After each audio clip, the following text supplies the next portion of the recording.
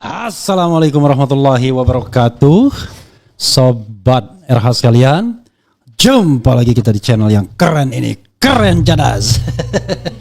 Ya, saudara sekalian, saya punya partner tetap ya, bukan partner in crime ya, bukan partner in crime, tetapi partner in doing good thing ya.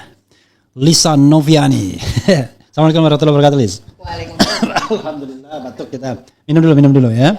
Karena kita mau bicara soal janji Bro Prabowo ya kan. Kalau dipanggil Pak nanti terlalu tua. Kita panggil Bro saja biar semangatnya muda terus ya. Tenang ya, kita tidak sedang bismillah komisaris BUMN dan tidak sedang bismillah dapat jabatan publik. Santai Bro. Jadi sahabat sekalian, ini ada soal yang terkait dengan korupsi. Walaupun memang ada hal-hal yang sekarang ini lagi hot di UGM ya. Ada gerudukan alumnus. Saya agak bingung tuh. Kalau satu kan alumnus mestinya. Kalau banyak alumni. Tapi kadang-kadang jadi alumnis. Jadi alumni UGM ya. Itu geruduk untuk menanyakan ijazah asli UGM dan kemudian dalam 1 kali 24 jam kalau tidak bisa memenuhi tuntutan mereka, berhenti aja gitu, kira-kira begitu. Kalau memang tidak berhenti gimana? Enggak tahu. Kadang-kadang kelemahan civil society itu di semangatnya kan. Kelebihannya cuma di semangatnya doang gitu.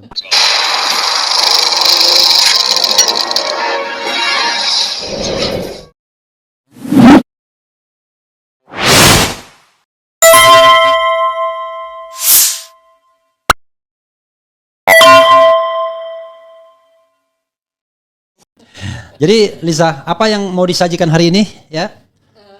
Ini kita akan menyajikan kasus-kasus korupsi mega besar, super besar, yang terjadi di Indonesia dan belakangan ini sebenarnya banyak terkuak ya di 2024 dan 2025. Ini sebenarnya miris sekali ya, RH ya, sangat sedih lah melihatnya. Nanti kita sambil dicari janji Prabowo untuk berantas korupsi ya. Soalnya itu fenomenal ya. Ternyata janji tinggal janji ya, tinggi gunung 1000 janji. Lain di bibir, lain di hati ya. Oke. Ini jadi momentum ya buat Prabowo buat menepati janjinya. Karena hampir semuanya ini terkuak di tahun 2024, 2025, ada di tahun 2023. Jadi sebenarnya ini momentum yang tepat buat Prabowo. Ya. Dan istilahnya itu jadi para netizen menyebutnya klasemen Liga Korupsi Indonesia. Semakin banyaknya korupsi mega atau skandal mega rasuah yang terjadi belakangan ini. Jadi netizen sebenarnya sudah mengumpulkan sendiri. Nah, tapi kita mengkompilasi lagi dengan lebih detail dan banyak dari beberapa yang sudah disebutkan oleh netizen atau beberapa yang muncul. Nah, dari data 20 besar mungkin ya yang kita kumpulkan. Sebenarnya kita kumpulkan dari dulu lah. Maksudnya kita hitung yang triliunan ya RH ya. Ada mungkin 2 yang dari zaman dulu. Itu dari zaman dulu cuma 2 gitu. Belakangan ini banyak sekali gitu. Itu total korupsi mencapai lebih dari 1.600. Sebentar. Untuk staff untuk Abi barangkali dibuang saja ininya sumbernya ya. Nanti kan sumbernya biar jadi tanggung jawab kita kalau ada orang pengen mengatakan sumbernya, tapi nggak usah ditampilkan biar tampilannya lebih gede ya. Silakan. Biar huruf-hurufnya lebih gede. Oke, silakan. Terhitung dari 20 mega rasuah tersebut itu totalnya lebih dari 1.600 triliun atau lebih dari setengah APBN. Berarti kalau misalnya berhasil menarik dana ini, wah udah lumayan lega nih tahun 2025 ini ya dengan dana yang ditarik. Nggak mungkin ditarik, orang udah habis ini, udah dibagi-bagi nih ya. Oke, coba. Iya. Ya, dan banyak sekali tersebar di beberapa institusi pemerintahan yang memiliki omset besar. Ya. Beberapa ya, tersebar di beberapa institusi pemerintahan. Tak kurang aja. Itu munculnya di rezim Jokowi ini. Catatan besarnya. Yang terbesar tentu saja yang kita udah sama tahu mungkin ya itu korupsi Pertamina. Ya. Di mana pimpinan anak perusahaan Pertamina PT Patra Niaga menjadi tersangka. Nah, sebenarnya kalau kita coba lihat di Corruption Perception Index atau CPI yang di Indonesia dapatkan di tahun CPI atau Cipika-Cipiki? Iyalah itu juga bisa. CPI. Jadi itu kan CPI, CPI. Ya. Di tahun 2024 itu skor Indonesia adalah 37. Di tahun 2022 dan 2023 itu skornya 2034. Memang kalau dibandingkan negara ASEAN lain kita masih jauh tertinggal. Ya. Dan Denmark dan Finlandia biasanya konsisten di peringkat 1 dan 2. Nah, CPI ini adalah Corruption Perception Index yang menunjukkan gambaran mengenai tingkat korupsi yang dirasakan oleh masyarakat dan dunia usaha. Ya. Semakin tinggi skor CPI berarti semakin bersih pelaksanaan di negara tersebut menurut persepsi pastinya ya. Sedangkan kalau semakin rendah berarti semakin buruk tingkat korupsi di negara tersebut. Ini tambahan aja ya, kalau kita bicara tentang Corruption Perception Index ini, dulu angkanya dari 1 sampai 10, 0 sampai 10. Sekarang angkanya dari 10 sampai 100. Bukan dari 0 sampai dari 10 sampai 100 ya, atau dari 0 sampai 100. Dari 0 sampai 100. Ya, berubah. Dan angka itu kalau dia di atas 0 sampai 25 itu sangat korup. 25 ke atas sampai 50 itu korup, 50 ke atas sampai 75 itu bersih, dan 75 ke atas sangat bersih. Itu. Dan Indonesia masih di korup. Ya. Indonesia tidak pernah keluar dari negara korup. Itulah Indonesia ya. Itu sambung menyambung korupsinya. Teruskan. CPI ini diukur oleh sebuah NGO internasional namanya Transparency International Index. Yang saat ini sih Transparansi Internasional aja. Transparansi Internasional ya. Ya, TI. Ya. Dan saat ini dipimpin oleh Bivitri Susanti loh, RH. Oh, itu TII itu. Iya, Transparansi Internasional. Iya, Indonesia. Kalau Transparansi Internasional itu berpusatnya di Indonesia maksudnya. Ya, itu kayak Amnesty itu ada Amnesty Internasional, ada Amnesty Internasional Indonesia. No wonder lah. Bivitri suaminya bule. Iya. Dan juga dia pintar ya gitu. Jadi dia dengan lembaga-lembaga internasional pasti dekat lah ya. Nggak kayak RH Kutu-Kupret. CPI ini diukur melalui survei langsung ke 3 target atau 3 jenis panelis, yaitu masyarakat umum, terus para pelaku usaha, dan para ahli. Oke, tapi kita nggak usah. Kita langsung saja korupsinya saja. Oh, itu ada skornya. Oke, ya. Skor aja tampilkan ya. Slide berikut itu skor CPI Indonesia dari tahun 1999 sampai 30 tahun 2024. Oke, coba. Nah ya. Kalau kita lihat ya skornya ya, itu kita bacakan sama-sama ya. Saya numpang baca ini. Mulai tahun 1999 itu 34 kita. 99 itu ya kira-kira awal reformasi lah ya. 17 ya. Oh sorry 17. Kemudian pada akhir masa pemerintahan Presiden SBY itu 34. Nah ya kan? 34. Dia berhasil meningkatkan dari skor 20 sampai 34, jadi 14 poin. Kalau misalnya rentangnya masa kekuasaan dia dari 2004 sampai 2014 kan gitu. Nah, ketika masa Jokowi dari 2014 sampai 2024 itu skor tuh cuma naik 3 poin saja. Bahkan 2 tahun terakhir 2022 2023 sebelum 2024 itu kembali ke titik nol, maksudnya peninggalan SBY. Begini ya, kalau kita bicara tentang yang namanya Corruption Perception Index, kita tidak bisa membandingkan dengan masa lalu. Kalau kita membandingkan dengan masa lalu itu gagal kita, karena mestinya kan lebih baik. Kecuali ada kecualinya. Kecuali kita di level atas. Misalnya di level atas tuh 7,5 ke atas. Nah, itu bisa up and down-nya ya di level itu. Yang paling penting itu makom kita di mana. Nah, kelebihan SBY adalah dia meningkatkan makom dari negara sangat korup, ya kan? Menjadi Enggak, SBY 2004 kan. Dia kan jadi presiden 2004 kan. Nah, dia menaikkan, kalau kita hitung 2004 itu pun dari Oktober kan, cuma 2 bulan kan. Nah, dia menaikkan dari 20 kemudian 2005-22 ke 34. Jadi dia menaikkan makom kita dari negara sangat korup menjadi negara korup. Jokowi tidak berhasil menaikkan apa-apa. Pernah mencapai skor tertinggi 40 2019, tapi negara kita masih sebagai negara yang korup. Nah, sekarang pertanyaannya adalah Presiden Prabowo mampukah dia menaikkan CPI ini menjadi di atas 50? Itu tantangannya. Karena kalau cuman misalnya naiknya 38, 39, 40, itu sama saja kita bergerak lari-lari di tempat. Nah, dan kita lihat lagi coba. Pada masa pemerintahan Jokowi, justru paling berhasil pemberantasan korupsi itu di periode pertama. pada periode kedua Memble. Ya kan? Pada periode kedua, bayangkan, dia pernah mencapai top skornya 2019, kan periode pertama 2019 sampai kan 40. Tapi begitu 2020 turun 37, sempat naik 38, kemudian turun 2 tahun berturut-turut 34 sama seperti SBY, dan baru naik lagi 37 tapi tidak mencapai skor tertinggi yang pernah dia raih. Dan jangan lupa, ini masih skor di bawah. Kalau skor di bawah itu sebenarnya lebih gampang naiknya. Kecuali tadi skor dia sudah di atas 7,5, itu beda lagi, 75 itu beda lagi. Oke, teruskan Liz. Nah, di sini miris sekali sebenarnya setelah mengumpulkan data-data ini ya. Angka-angka korupsi yang barusan ketahuan, mungkin barusan diekspos di tahun 2024-2025 ini luar biasa.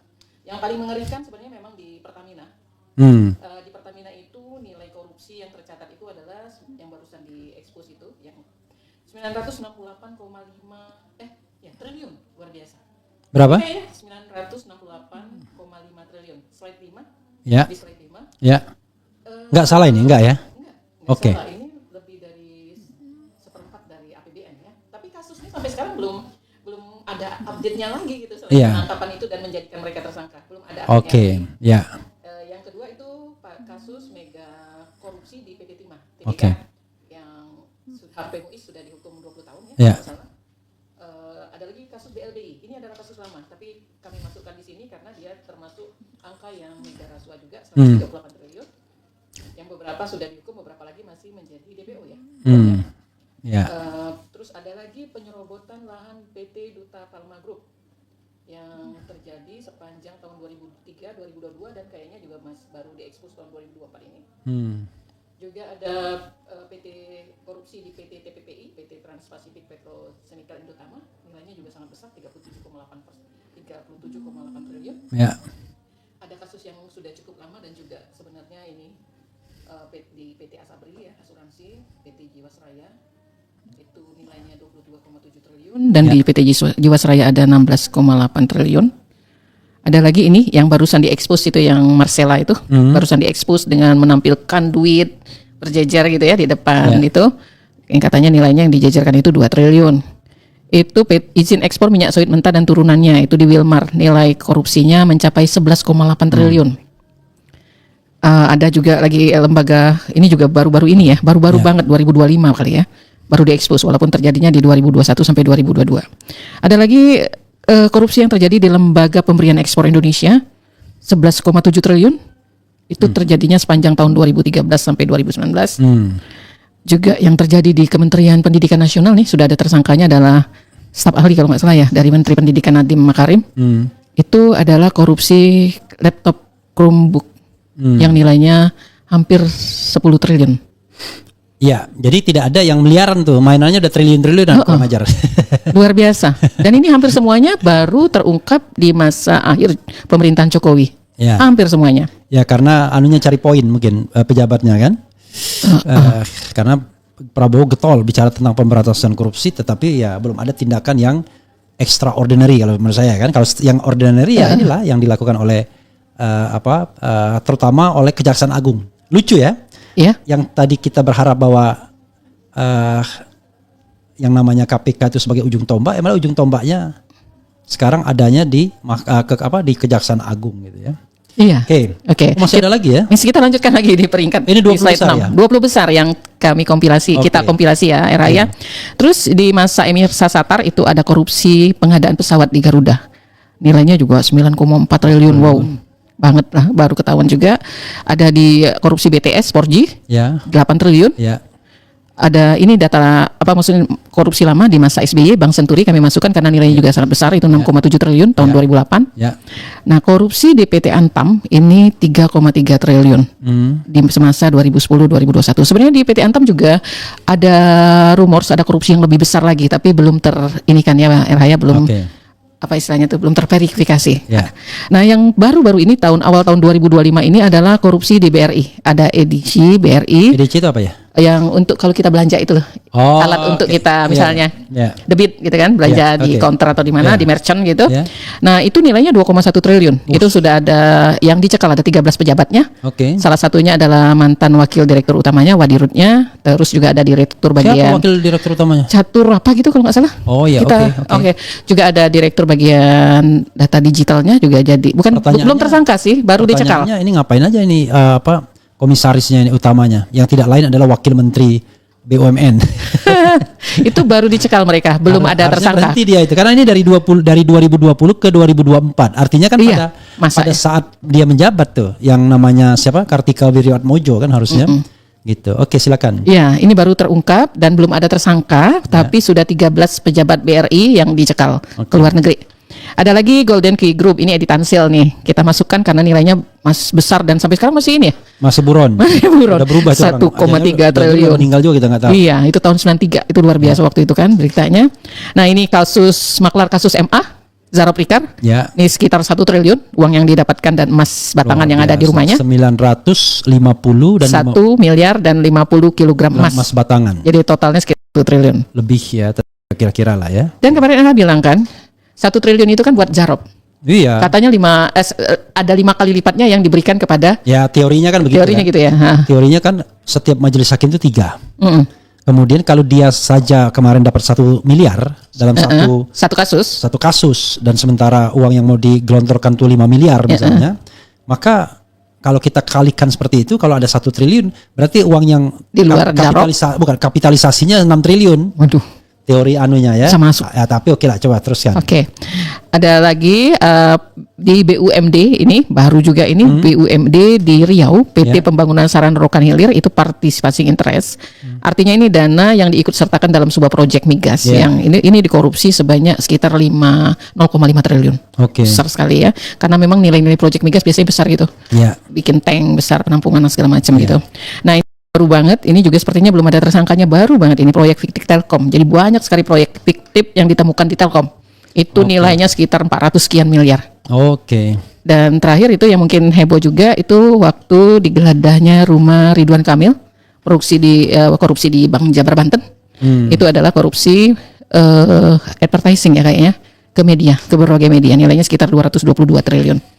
Ini juga Luar biasa ya. ini 20 yang terbesar, tapi mungkin jangan-jangan ada lagi yang kita tidak Ya, ini berhasil kan seperti ininya ya. liga ya. Nanti Liga korupsi.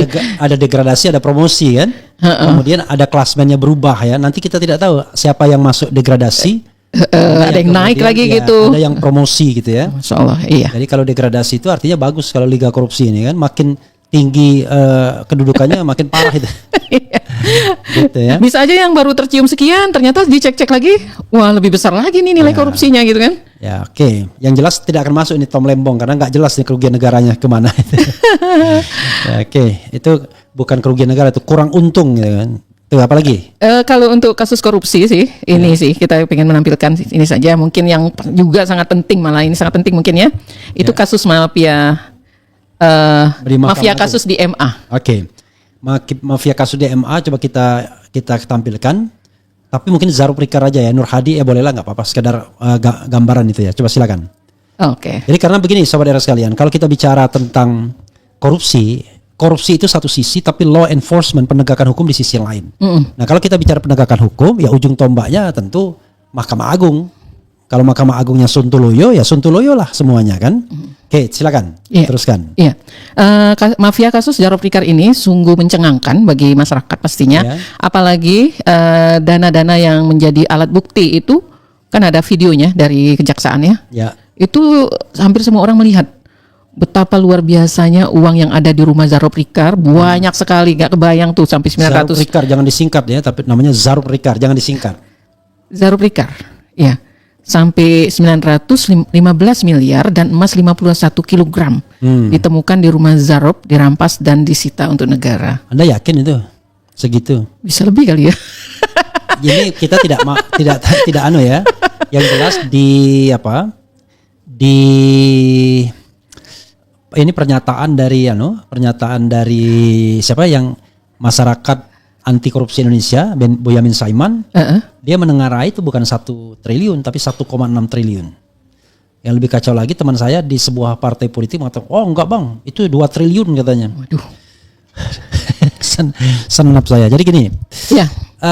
kita tidak menuduh ya, Ya. tetapi ini kan sebuah sinyalemen bukan dari sembarang orang. Mm-mm. Jadi pertanyaannya adalah apakah memang uang yang disita itu memang segitu? Ya. Bagaimana kalau lebih? Ya. Oh, Anda menuduh? Enggak. Saya kasih contoh kecil mengenai narkoba. Mm-mm. Ingat nggak dulu ada jenderal yang baru dimutasi menjadi Kapolda Jawa Timur tiba-tiba ditangkap karena kasus narkoba. Siapa namanya itu? Ngetop sekali dia. Apa yang terjadi? Ya itulah. Jadi penangkapan narkoba dan lain sebagainya yang kadang-kadang juga disetel gitu. Itu tidak semuanya dimusnahkan barangnya, tetapi sebagian diambil. Nah, sebagian diambil itu yang berusaha dijual. Teddy Minahasa namanya. Oh, oke. Iya, iya, iya. Irjen Teddy Minahasa. Coba bayangkan. Oh iya, tadi Minahasa. Nah, itu dalam bentuk barang. Irjen.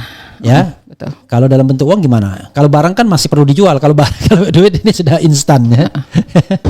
Oke, luar biasa kalian yang ngentit uang negara, ngentit uang korupsi, neraka lah kalian aja lah kita bilang ya. Daripada susah-susah kita. Oke, apalagi? Ya. Dan cukup menarik di sini karena ialah uang yang diekspos bernilai uang dan emas yang bernilai 1 triliun tersebut semuanya dirampas untuk negara. Itu kan menarik juga lah ya. Karena selain itu Zaro Prikar juga dihukum penjara 16 tahun dan membayar denda 1 miliar gitu. Jika denda tidak dibayar diganti dengan pidana penjara selama 6 bulan. Nah, di sini sebenarnya kalau mau ditelisik katanya banyak berita di WA atau telepon atau SMS yang membuktikan sebenarnya uang tersebut asalnya dari mana? Ada sebenarnya. Tapi apakah kejaksaan akan menelisik hal tersebut atau kan stop sampai di sini saja? Nah, waktu itu sih hakim yang dipimpin oleh hakimnya ya, itu yang memimpin sidang, itu sampai terisak tuh. Aduh, nggak ada namanya di sini ya, tapi nanti kalau dibuka ada. Mudah-mudahan air mata sungguhan ya. Sampai terisak katanya Zarob ini sudah mencederai nama baik dan menghilangkan kepercayaan masyarakat terhadap Mahkamah Agung. Waduh, memang dan badan peradilan di bawahnya. Memang ada memang orang percaya sama Mahkamah Agung ya. Gak susah juga kita mengatakan. Oke, teruskan. Ya, di situ kasus Zaro Prikar. Nah, ada beberapa pendapat yang sangat tidak setuju dengan vonis penjara 16 tahun. Artinya masih terlalu kecil, terlalu ringan itu. Misalnya Adang Darojatun yang dari DPRI berharap juga harus ada tindak pidana pencucian uang yang dituduhkan kepada Zaro Prikar. Dan aliran uang tersebut juga harus diusut. Jadi nggak cuma stop sampai di sini. Karena toh di berita tersebut tertulis ada banyak bukti pembicaraan yang memperlihatkan sumber dana tersebut, gitu kan. Jadi nggak sampai di situ aja menurut Adang Darojatun. Kalau dari ICW, Erma Nuzulia mengatakan, kok jaksa aja sudah menuntut 20 tahun, mengapa hakim memberikan tuntutan lebih rendah dari jaksa? Diganti alasan ya. Dan kasus Zarob ini seharusnya menjadi titik balik bagi MA katanya untuk melakukan serangkaian perbaikan sistem di peradilan. Hanya bisa dilakukan oleh orang yang tidak punya sejarah korupsi. Kalau dia ikut terkorupsi juga ya berat juga. Gimana caranya? Berat ya dilakukan ya. Iya, oke, apalagi? Dan menindaklanjutan hal ini ada penangkapan ulang terhadap Nur Hadi yang juga mantan pejabat di MA yang sudah mendapatkan hukum pidana yang menurut sudah pernah divonis pidana. Jadi dia harus mempertanggungjawabkan juga aliran uang tersebut dengan dugaan hukum TPPU tadi, tindak pidana pencucian uang. Jadi dia ditangkap lagi. Nah, di sini banyak yang menyikapi itu sebagai hal positif. Jadi Nur Hadi ini kalau tidak salah ya itu sekretaris MA ya. Jadi sekretaris MA itu kalau di departemen atau di kementerian itu seperti sekjen. Oh, tinggi ya, orang kedua lah ya di departemen. Oh enggak. Kalau di MK atau MA kan hakim-hakim itu yang tinggi itu, hakim semua. Oh, banyak lah. Iya. Tetapi sekretaris itu jabatan eselon 1 di Mahkamah Agungnya. Dan itu yang pegang duit, yang bisa ngatur-ngatur sana, ngatur sini kan, lama-lama mafianya kan dia.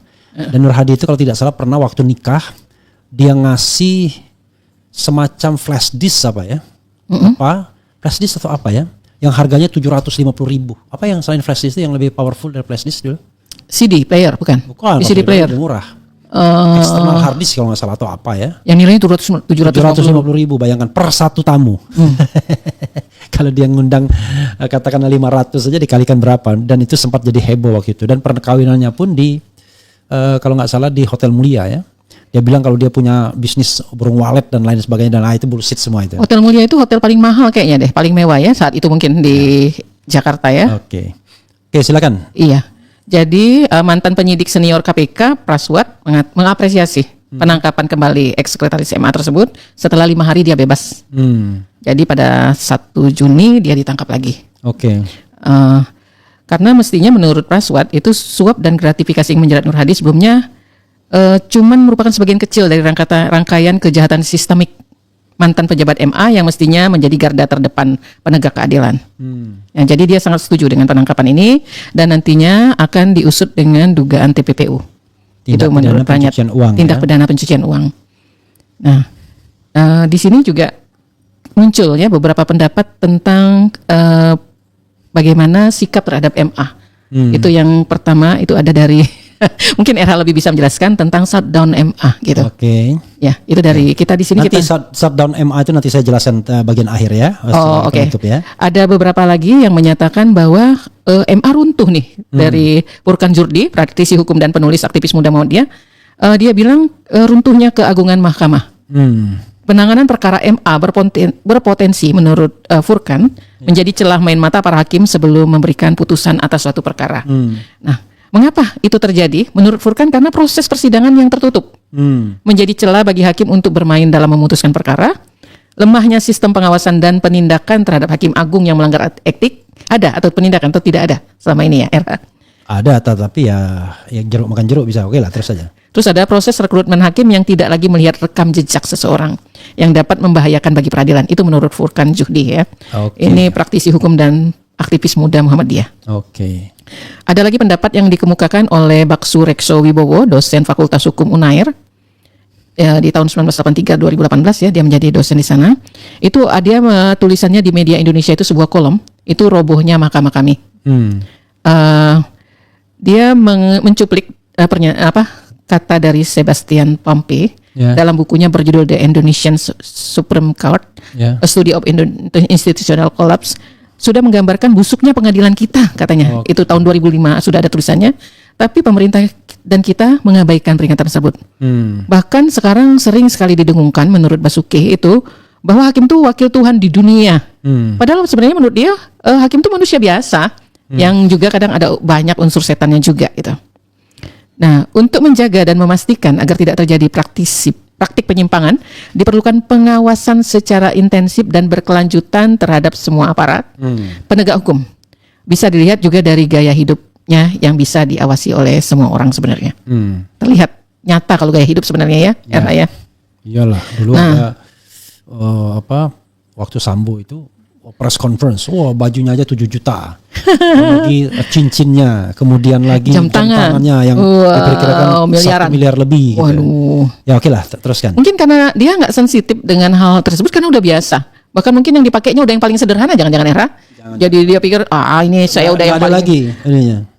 Ya gimana kalau orang seperti Zarop Rikar saja bisa 1 triliun, dia bisa beli apa aja kan? Kalau dia pesta sunatan atau pesta kenduri apapun bisa seumur hidup tuh dia bikin pesta. Nggak kelar-kelar ya. Nggak kelar-kelar.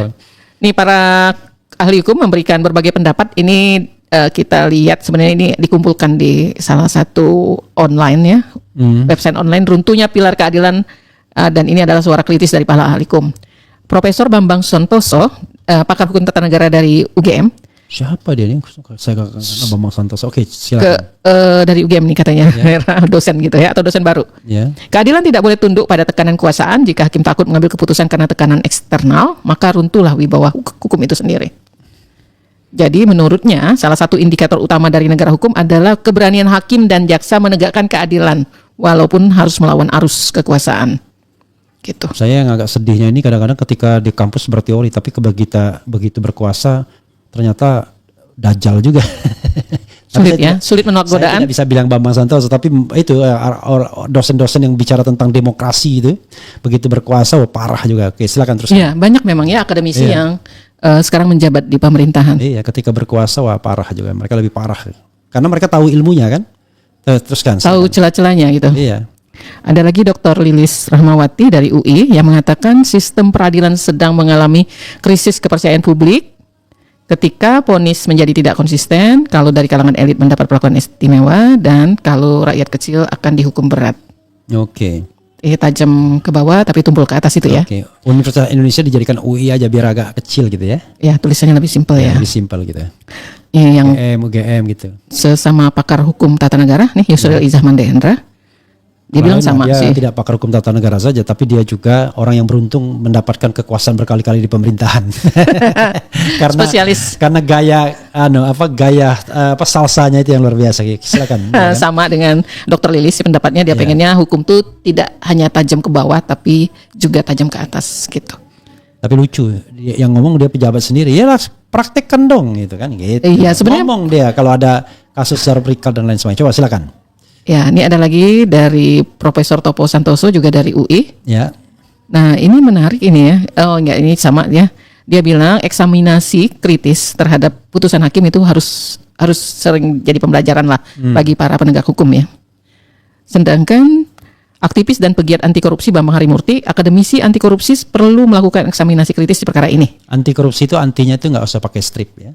Oh, oke. Anti korupsi. Ya, ini juga Bambang Harimurti ini bukan aktivis dan pegiat anti korupsi, dia ini wartawan senior sesungguhnya. Iya, sebenarnya tadinya Pemret Tempo, bukan? Ya. Iya, tapi mungkin sekarang karena udah nggak jadi Pemret kali. Tapi tetap wartawan dia. Oke, nggak apa-apa. Dia sekarang komisaris, RH.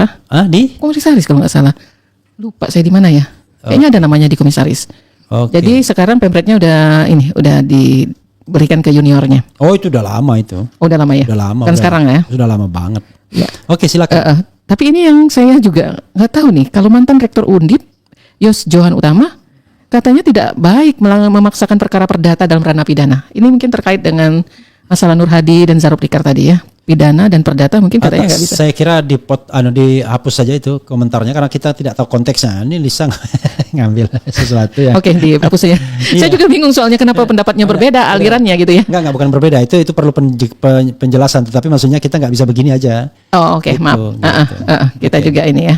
Iya, kalau kira-kira nanti nggak bisa dijelaskan jangan. Oke. Itu aja yang belum dijelaskan, malah pendapatnya RH nih, shutdown MA. Oke ya, saya tahu nih kalau di RH Channel itu saya agak malas sebenarnya. Kenapa? Kalau membahas korupsi nggak banyak yang tergerak.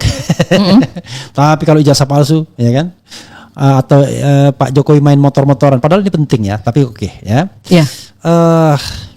Begini, kadang-kadang kita ini terlalu apa istilahnya ya, terlalu polite, terlalu sopan untuk masih mengatakan bahwa lembaga penegak hukum kita itu tercoreng mukanya. Kamu meruntuhkan wibawa dan lain sebagainya. Pertanyaannya adalah ada nggak muka, ada nggak wibawa, bersih nggak sebelumnya. Jadi kalau saya lihat Zaro Prikar dan Nur Hadi itu hanya mengonfirmasi apa yang menjadi pendapat publik selama ini atau kecurigaan publik selama ini, termasuk kecurigaan saya pribadi bahwa MA itu ya memang sarang korupsi. Ya kan? Hakim-hakimnya memang makan suap, ya kan?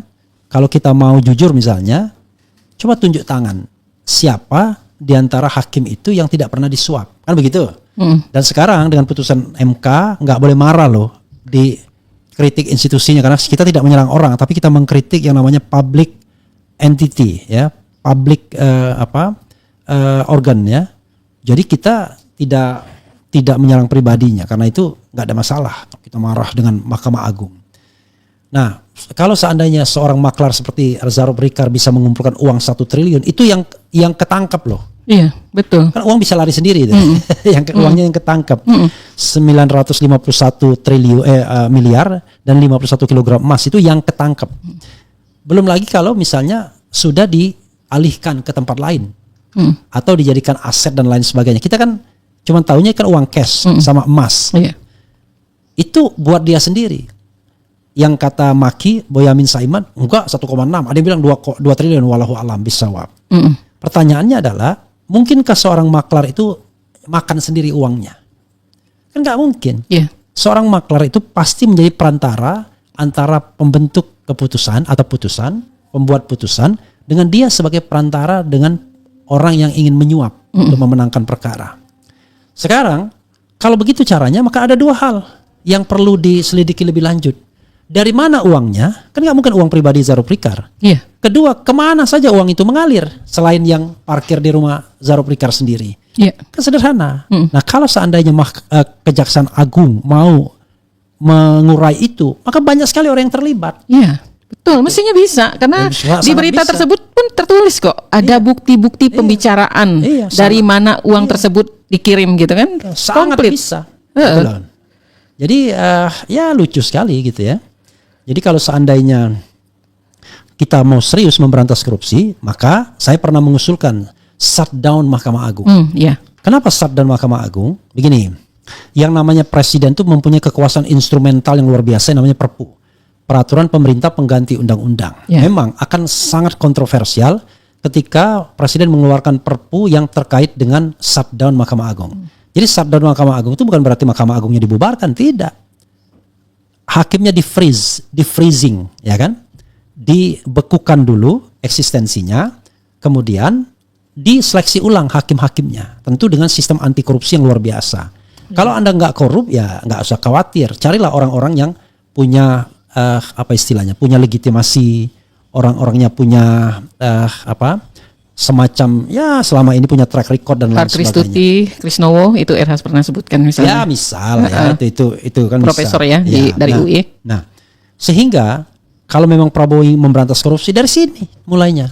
Karena yang namanya Mahkamah Agung itu benteng terakhir keadilan. Iya. Nah, kalau Mahkamah Agungnya korup, ya gimana kita? Nggak ada harapan lagi. Berarti jebol bentengnya kan? Iya. Begitu. Itu sekali lagi tidak di kalau orang-orang yang nggak suka ini kan selalu bilang wah ini karena sakit hati. Tidak ada kaitan sakit hati. Kita ingin negara ini benar. Ya, negara ini menjadi negara yang baldatun thayyibatun warabun ghafur kan. Karena itu caranya adalah harus ada langkah-langkah extraordinary untuk memberantas korupsi. Tanpa ini nggak bisa. Itu. Iya. Begitu Lis. Itu jadi seperti ini ya, puncak gunung es seperti itu RH ya. Yang tertangkap itu tertangkapnya kecil. Puncaknya aja. Padahal berakar di bawah tuh lebih gede lagi. Jauh lebih besar lagi. Gitu. Sebenarnya gini RH. Ini kan kasus seperti Zarop Ikar itu kan terekspos di semester kedua tahun 2024. Walaupun sudah keluar putusannya. Iya. Itu kalau kita mau mengkaitkannya dengan CVI, itu berarti kan CVI tahun depan nih baru kita dapatkan. Apakah nanti masyarakat juga bisa bisa menjadi cerdas gitu dengan banyaknya kasus korupsi mega ini dan penilaian atau persepsi. Itu kan kalau corruption perception itu kan sebenarnya anggapan saja persepsi. CPI itu kan hanya salah satu indikator. Ya. Oke. Sebenarnya yang paling benar itu adalah bagaimana kemudian penegakan kasus yang aktual yang kemudian tidak ditengarai ada korupsinya. Ini kan memberantas korupsi dengan dugaan yang koruptif juga. Misalnya kalau yang disita itu narkoba, wah, jeger. Menyita narkoba 2 kilo, tapi yang di press conference kan 1,5 kilo, setengah kilonya dientir kan kacau juga kan. Nah sama seperti uang ini. Kalau misalnya ternyata benar, misalnya 1,6 triliun atau bahkan 2 triliun kan parah juga. Masalahnya adalah sekali lagi kita kritik institusinya nggak orang per orangnya ya. Nggak, dan karena itu ke institusi nggak perlu marah. Kalau tidak benar mereka tinggal press conference kan begitu. Itu caranya. Nah, cara lain untuk memberantas korupsi itu adalah partisipasi masyarakat. Tapi partisipasi masyarakat itu harus dihargai. Harus dihargai. Yaitu bahwa masyarakat tidak boleh dibidik dengan pasal-pasal pencemaran nama baik dan fitnah. Nah, kalau seandainya dia kemudian memberikan pendapat, opini, informasi mengenai kasus korupsi itu. Betul. Iya, itu harus dilindungi. Iya, tetapi selama ini kenapa? Karena penegak hukumnya bermasalah, penegak hukumnya sendiri punya konflik of interest, penegak hukumnya sendiri bagian dari korupsi itu sendiri. Dia berkepentingan untuk tetap digunakannya pasal-pasal pencemaran nama baik dan fitnah tersebut agar orang nggak boleh sembarangan ngomong. Iya. Gitu. Nah, walaupun ada putusan Mahkamah Agung yang mengatakan bahwa pejabat publik tidak boleh tidak berlaku soal pencemaran buat pejabat publik. Tetapi kan yang namanya polisi buktinya Roy Suryo tetap diproses. Jadi ada orang yang mengadukan Roy Suryo dengan pasal penghasutan. Padahal MK sudah bilang pasal penghasutan ini delik material. Kalau Anda mengatakan dia menghasut, maka pertanyaannya siapa yang dihasut dan perbuatan apa yang dilakukan oleh orang yang terhasut tersebut. Itu tiga paket ini harus jelas.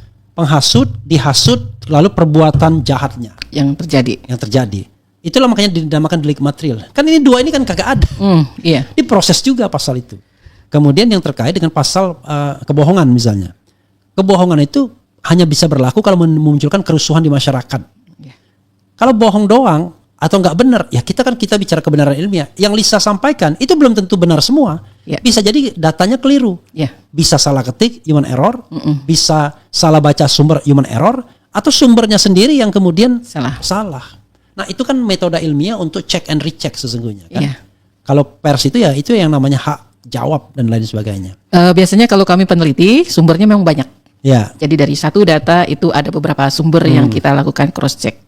Jadi nggak cuma satu sumber. Ya, tetapi bukan berarti pasti benar karena bisa aja salah ketik, ya kan? Betul, itu untuk meminimal kesalahan maksudnya. Gitu. Jadi kalau angka misalnya salah ketik bisa keliru kita kan, cuma koma doang kan gitu. Nah, betul. Tetapi itu kan bukan berarti kesengajaan. Itu kan makanya dibilang ada kan niat jahat untuk mengambil keuntungan. Nah, tetapi walaupun ada niat jahat mengambil keuntungan dalam menyebarkan berita bohong, sepanjang itu tidak memunculkan kerusuhan di masyarakat, ya itu nggak bisa dikenakan undang-undang ITE. Kenapa orang suka undang-undang ITE? Karena sanksi hukumannya itu tinggi-tinggi semua undang-undang ITE itu. Ngeri ya. Ada yang 6 tahun, 8 tahun, 12 tahun, bayangkan. Gitu. Luar biasa ya. Oke. Padahal kalau korupsi sekian aja kemarin cuma ada yang kena 6 tahun loh ya. Makanya. Ratusan triliun. Iya. Kalau masyarakat tidak bergerak tuh, sudah deh langsung bebas. Nah, untungnya sekarang 20 tahun sudah ya. Iya. Itu karena Prabowo sendiri ngomong dihukum seberat-beratnya. Nah, tetapi Mahkamah Agung kemudian menjadi lebay. Lebaynya adalah dia menyamakan antara kasus Tom Lembong dengan kasus Harvey Muiz atau kasus Marcella Santoso misalnya. Padahal dua kasus yang berbeda. Kalau orang membela Tom Lembong itu, ya karena dia hati nuraninya bergerak. Ini orang kok nggak salah, nggak ada kerugian negara dan tidak ada uang pengganti karena dia tidak korupsi atau tidak menikmatinya, tapi tiba-tiba dituntut 7 tahun. 7 tahun luar biasa kan begitu. Tapi kalau untuk Harvey Muiz, ya memang korup dan kalau orang membela dia, orang patut dicurigai jangan-jangan dia dapat sesuatu kan begitu. Gitu loh. Atau memang uang besar yang menggelontor yang katanya sampai berapa miliar itu kan, menggelontor uang 700 atau 800 miliar untuk operasi dan lain sebagainya. Bisa jadi. Nah, gitu harus kita bedakan. Karena itu kita pastikan dalam penegakan hukum ini, menurut saya Prabowo itu melakukan 2 hal. Pertama, dia harus melakukan langkah extraordinary terhadap lembaga penegak hukum, yaitu Mahkamah Agung, polisi, jaksa, dan KPK, untuk membersihkan lembaga itu dari anasir-anasir korup. Itu harus dilakukan. Nah, yang kedua adalah memastikan kemudian merekrut orang-orang yang memang dia percaya dalam hal integritasnya orang-orang di sekitarnya, termasuk orang-orang di sekitar lembaga hukum. Jadi bersihkan dulu, ya kan? Termasuk orang di sekitarnya, masukkan orang-orang yang punya track record baik dan punya komitmen anti korupsi yang baik. Ada pikiran seperti ini, Erha. Jadi kalau tindakan terhadap para... Tapi itu tambahannya gini, itu kalau Prabowo part of the solution, tapi kalau dia part of the problem ya nggak ada gunanya. Silakan. Ada pikiran misalnya gini ya, tindakan cukup keras terhadap para koruptor itu bertujuan untuk menarik kembali, seperti tadi kasusnya Jarod Ikar, mungkin tujuannya terhadap Nur Hadi yang ditangkap lagi, itu ada TPPU itu, yang hukum undang-undang TPPU ya, itu pidana pencucian uang, ada keinginan dari pemerintah untuk mendapatkan kembali gitu dana-dana yang dikorupsi tersebut. Apakah mungkin itu, Erha? Ya nggak mungkin lah kalau dana itu dalam rentang waktu yang panjang. Itu. Yang kedua, koruptor itu udah pandai itu. Biasanya menyimpan uangnya itu ada yang di luar negeri yang paling banyak itu. Tidak di sini lagi gitu ya. Singapura itu negara yang paling aman bagi koruptor Indonesia sekarang. Jadi kerahasiaan banknya sudah lebih hebat daripada Swiss, ya kan. Jadi kelebihan Singapura itu adalah dia itu bersih negaranya untuk ini, tapi dia nggak peduli uang itu dari hasil korupsi. Makanya di Transparansi Internasional nomor 3 dia paling bersih negara di dunia. Peringkat 3. Setelah Denmark dan Norwegia. Skornya 82 kan? Kalau nggak salah. Nah, itulah. Luar biasa Singapura. Itu. Kita mau marah-marah dengan Singapura ya salahnya sendiri. Ya kan? Jadi kalau Singapura munafik membiarkan orang korupsi. Seperti paradoks jadinya ya. Enggak paradoks. Bukan paradoks. Enggak. Negara itu ya kan tidak perlu menanyakan dari mana duit orang yang mau simpan di tempat dia. Dia kan menarik investasi, menarik apapun ya dalam bentuk mata uang langsung ataupun dalam bentuk bisnis kan. Sama seperti Indonesia, masa kita tanya. Ditanya di Indonesia, buka rekening aja 500.000 ditanya dari mana sumber uangnya gitu. Itu kalau dari dalam negeri kan. Kalau dari luar negeri kan kita nggak tanya uangmu dari mana, nggak ada kan. Ya ini kita bicara tentang investasi. Oke, Lis, silakan kamu wrap up dan kemudian kamu simpulkan ya. Oke, terima kasih Erha. Ya. Pak sahabat Erha, di sini kami rasa sedih lah, miris lah dengan kondisi korupsi yang mega besar, mega rasuah ini. Jadi semoga dengan pemberitaan ini, jadi pemerintah lebih waspada, lebih concern lagi untuk menegakkan hukum sebaik-baiknya. Demikian aja, Era. Oke, ya saudara sekalian, ada hal yang penting, walaupun barangkali tidak ramai di publik, tapi ada yang ramai di publik tapi tidak penting. Jadi kadang-kadang kita harus berkompromi, berpirau melawan ombak. Itu saja. Wassalamualaikum warahmatullahi wabarakatuh. Keren, cadas. Cheers.